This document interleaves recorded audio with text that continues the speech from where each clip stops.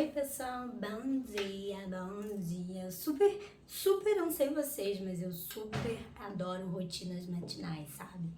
E hoje eu acordei bem cedo e eu adoro acordar cedo.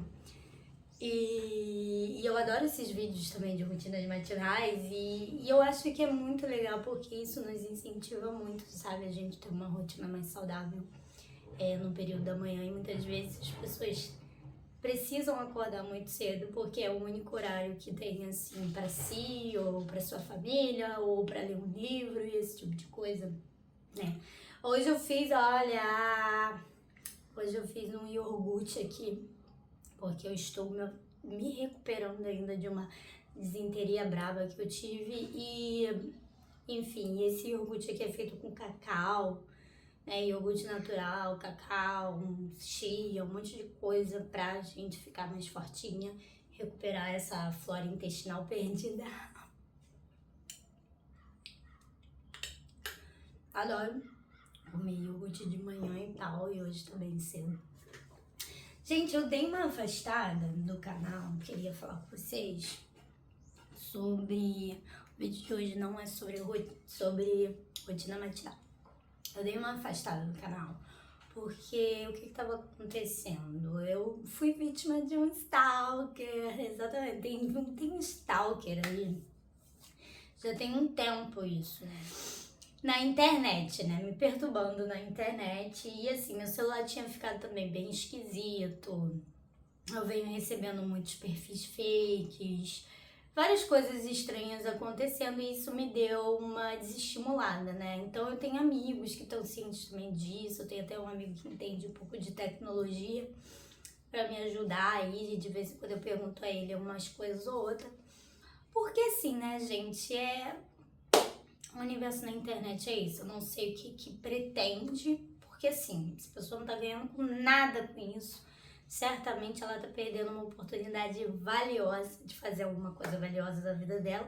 E eu também não tô aprendendo nada com isso, né? A gente só tá aprendendo que o terreno da internet é um terreno, né, onde... É isso, né? O brasileiro ele é muito diferente da internet do que é pessoalmente, né? Eu acho que isso é uma questão sistemática, né? Eu lembro desse babado que teve do Oscar aí, recente, da Fernanda Torres, que teve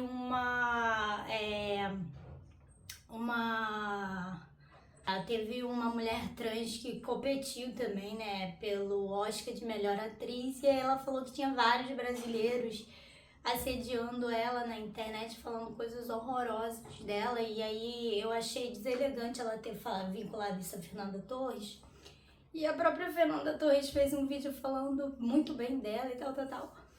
E assim, gente, mas assim, você até acredita, porque brasileiro na internet não tem muita educação, né? Eu acho que isso é muito interessante da gente ver, né? Lá vai o meu olhar sociológico também. Porque nós somos, né, uma sociedade muito reconhecida por ser muito cordial, né? A gente tem até discussões dentro aí da sociologia sobre esse ser cordial, né? E sobre esse nosso jeito de resolver as coisas na cozinha, né? Que a cozinha, o que seria? A cozinha é o espaço onde a gente, mais interno da nossa casa, mais íntimo da nossa casa, né? Então, se a gente resolve as coisas na cozinha, a gente resolve as coisas ali, né? De maneira mais íntima, mais aproximada, mais isso e aquilo. Inclusive, tem estados, gente, que a sala não é a parte principal da casa, né? Não é o coração da casa, onde as pessoas costumam socializar e ficar mais. E é na cozinha, né? E eu lembro, assim, eu sei disso porque como eu tenho família mineira, é muito comum você ver nas casas duas cozinhas, né? Às vezes tem cozinhas externas, né? Ainda, daquele fogãozinho a lenha e tal, e uma cozinha interna. Mas mesmo as cozinhas internas é comum assim, sabe? As pessoas ficarem muito na cozinha. Assistir televisão na cozinha, assistir televisão na cozinha, assistir televisão na cozinha, ficar na cozinha. A sala fica lá, as moscas, sabe? Todo mundo fica meio que na cozinha. E no Rio de Janeiro não é assim, né? Porque no Rio de Janeiro eu acho que as pessoas ficam mais na sala, né? Todo mundo fica mais na sala, não é tanto a cozinha assim, mas né? Isso é só uma questão interessante pra gente ilustrar, né? Porque a gente tá num país que é muito diverso, né? A gente tá num país que tem culturas muito diferentes. Isso é muito legal, né? Quando a gente vai ver assim. Eu achei engraçado que recentemente eu fui pra Belo Horizonte e aí, né, eu cheguei assim. Cara, é diferente. O ritmo de BH é muito lento comparado, por mais que seja uma capital também, uma cidade grande. É muito lento comparado a aqui. A minha avó sempre fala isso, que minha avó é de lá. Cara, eu acho um porre, eu acho uma cidade chata, tudo demora, as pessoas são lentas, sabe? Mas não é, porque as pessoas têm outro ritmo, né? A gente aqui é uma cidade muito grande, com milhões de habitantes e transporte para tudo quanto é lado. Então é diferente, o ritmo é diferente. E às vezes a gente carioca, a gente se aborrece com isso. Por exemplo, o trânsito lá é muito lento. Eu peguei um Uber e o cara falando assim, cara, mineiro é lerdo pra dirigir. E o próprio cara era mineiro. E o cara rasgando lá e a gente falando assim, moço, pelo amor de Deus, por que você tá correndo tanto? Ele, porque mineiro é lerdo pra dirigir, gente. Mas assim, né, nem todo mundo gosta, né? Na verdade, será que não somos nós cariocas que somos impacientes pra dirigir? Certamente, que o trânsito daqui é uma loucura. É uma loucura. Mas. E aí eu tava lá, né? Eu fui comprar alguma coisa pra comer, assim. Eu cheguei na lojinha lá. E aí eu falei com as atendentes, né? E elas, parece, sabe quando a pessoa fala e você não entende, porque fala baixo, parece que tá com um ovo na boca, alguma coisa assim. Aí eu já cheguei assim, falando alto, né, do jeito que eu sou, bababá, falando alto, e aí eu percebi, assim, que as meninas, elas entenderam isso mal, né, elas meio que acharam, assim, tipo, abusada, né, aquela coisa carioca, abusada, olha a carioca abusada, e cheia de marra, querendo, vambora, minha filha, me dá um negócio. E era, né? Mas não era, não tava sendo abusada, mas assim, de repente elas acharam, porque, enfim, o ritmo era lento, gente. O ritmo deles é lento. E às vezes a gente tem esses choques culturais e meio que faz parte. O Brasil é muito diverso, muito grande. Eu adoro esse país por causa disso, né? Porque você percebe, né, como a gente é diferente. E isso é muito legal. Eu acho que tem isso, sabe? Eu acho que no dia a dia a gente. E eu acho que isso também é uma característica, talvez um pouco tenha a ver com classe também, sabe? Eu acho que a classe média ela é muito cínica, né? E aí você vai aprendendo, né, que essa é a linguagem, né? Um determinado cinismo, porque você não pode falar o que você pensa, você não pode. Tem que ser polido a maneira que você se expressa, né? Mas aí o que acontece, né? Vira uma seara de muita agressividade passiva, né? E a agressividade passiva é uma agressividade que acontece quando a pessoa não tem aquela permissão, né? Ou por algumas questões sociais, ou sei lá, seja lá o que for, de expressar, né, a sua raiva. Porque todo mundo sente raiva. Raiva não é um problema com você. Raiva não é um problema comigo. Raiva não é um problema com fulano. Raiva é uma emoção. E como uma emoção, ela vem e ela vai embora. Raivas, às vezes, tem... raiva muitas vezes tem motivos, né? E quando esses motivos, eles certamente ficam aflorados em determinado momento, depois passa, obviamente, por exemplo, nessa ocasião, de ter um stalker, não sei o que, bababá, e vários perfis fakes me enchendo o saco, inclusive me enchendo o saco até no momento assim que eu tava muito delicada da minha vida pessoal. Lógico, a pessoa não sabe, mas mesmo assim, sabe, você não sabe o que tá acontecendo com a outra pessoa pra você chegar e ficar perturbando, né? Então tem que se colocar também no lugar do outro. Essa questão, né? Pessoas que não têm nenhum mínimo de noção mesmo, e aí, enfim.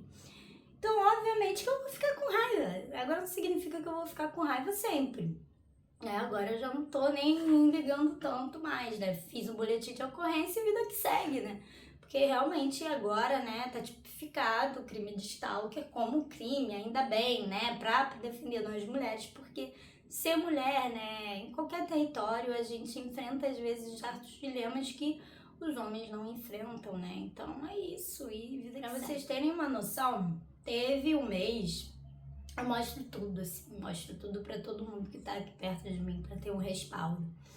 Teve um mês que eu recebi mais de 200 solicitações, quase 300 solicitações de pessoas completamente aleatórias e esquisitas no Facebook, sabe?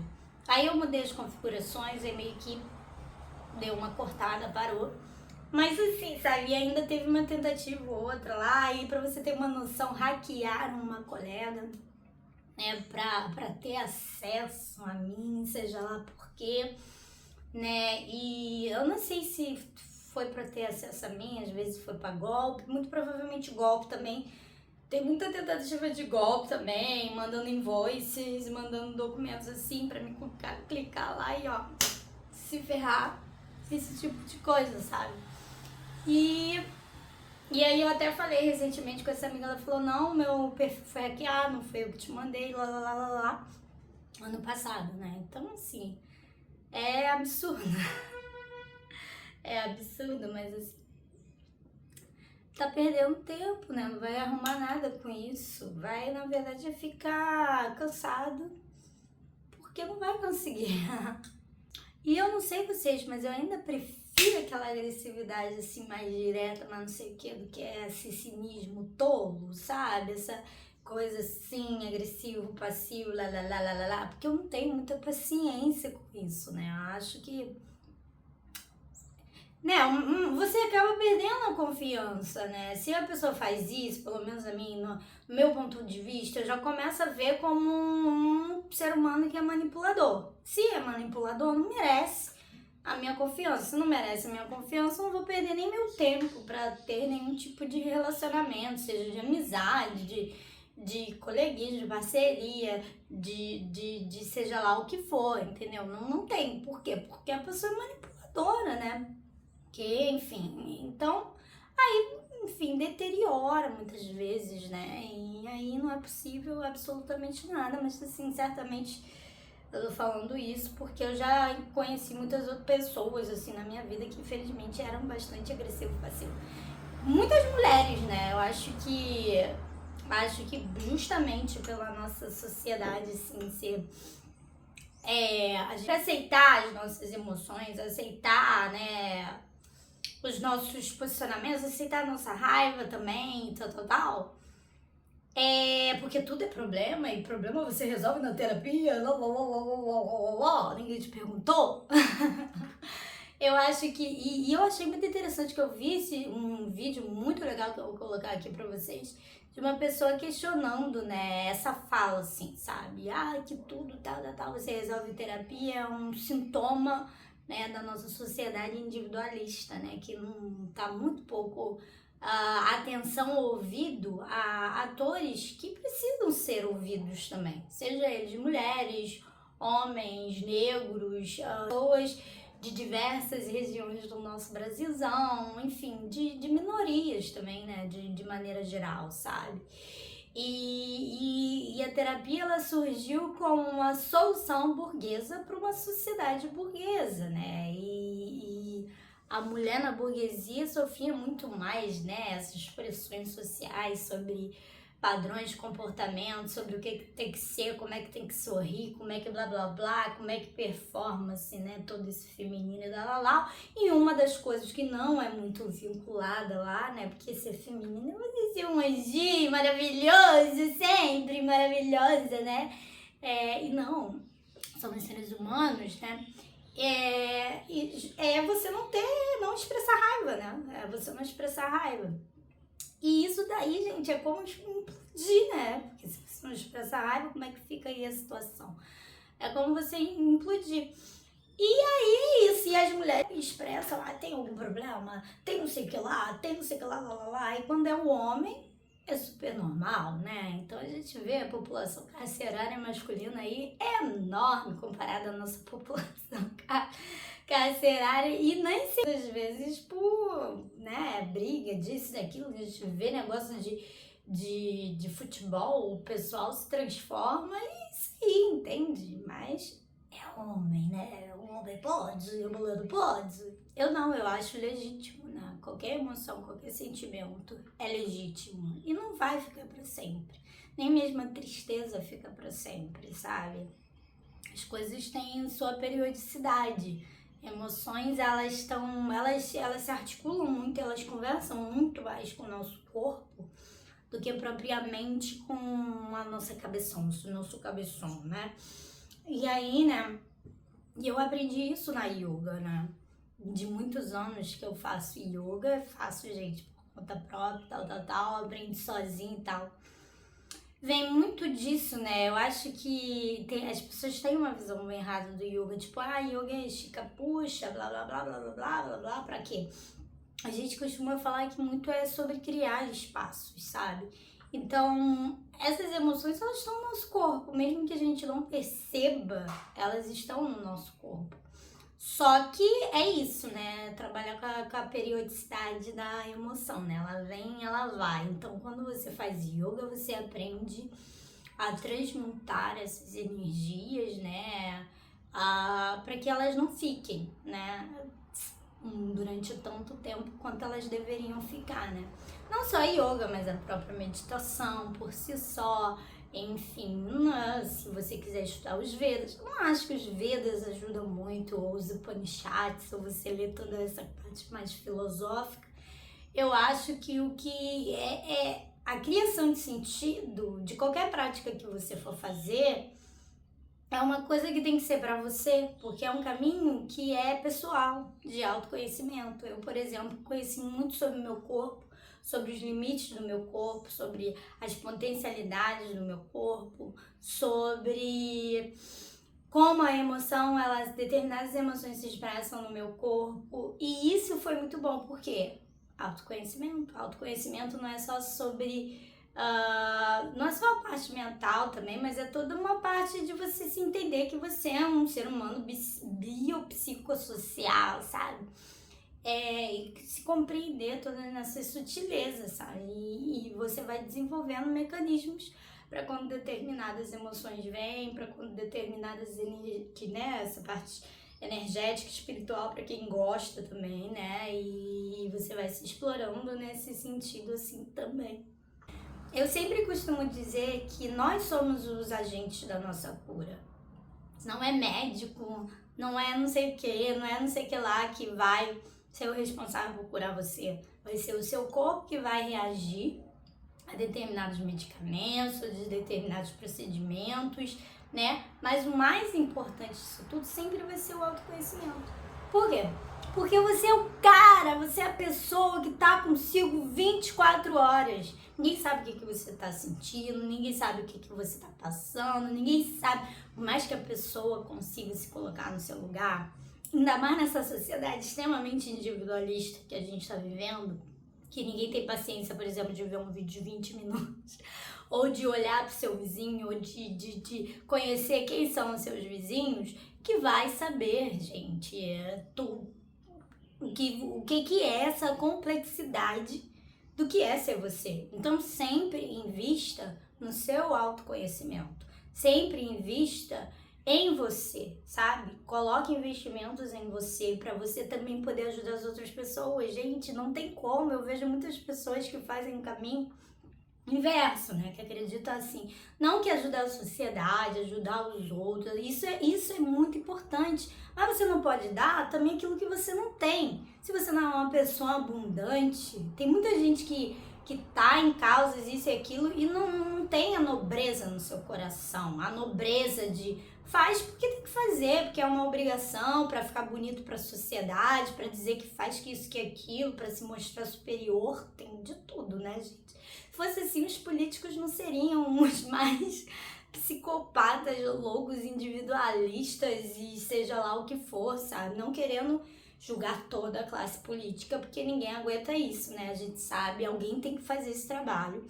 E que bom que tem pessoas que estão dispostas a fazer esse trabalho, que é difícil, né? É um trabalho difícil, certamente.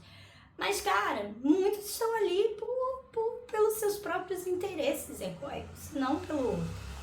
Então, assim, o que eu entendo é, você dá aquilo que você tem. Se você é uma pessoa abundante, não vai lhe faltar carinho, afeto, você vai dar e você não vai ficar mendigando, sabe, para as outras pessoas te darem da mesma modo. Lógico que a reciprocidade é importante, tá? Mas a gente não pode ficar mendigando as coisas, porque então a gente não dá, porque a gente não tem, entendeu?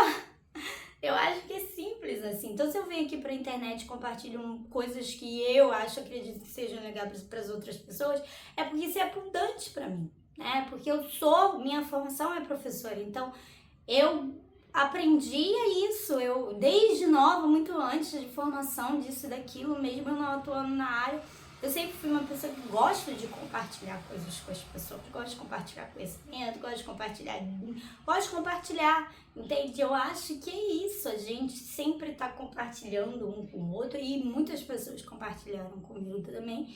E isso foi extremamente relevante. Então, eu gosto da frase que diz que todos nós somos mestres e discípulos um do outro. Eu já falei isso 200 mil, 3, 4, 5, 6, 7, vou falar 200, sabe?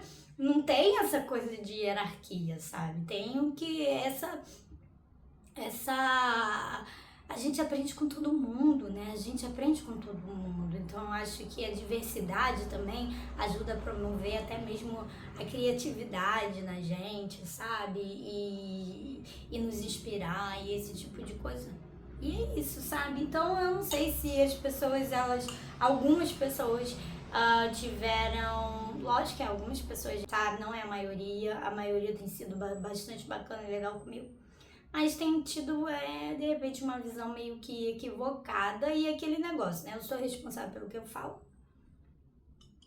não pelo que a outra pessoa escuta. Por mais que falar, mas a culpa é do interlocutor. Não, não é, porque a gente não dá conta, né? A gente não dá conta realmente do que o outro escuta, porque é sobre o outro, é sobre o universo do outro, é sobre a complexidade do outro, é sobre o que o outro tá passando, é sobre as coisas, é sobre a bagagem do outro que eu não conheço, é sobre uma visão do outro que eu não conheço, entende?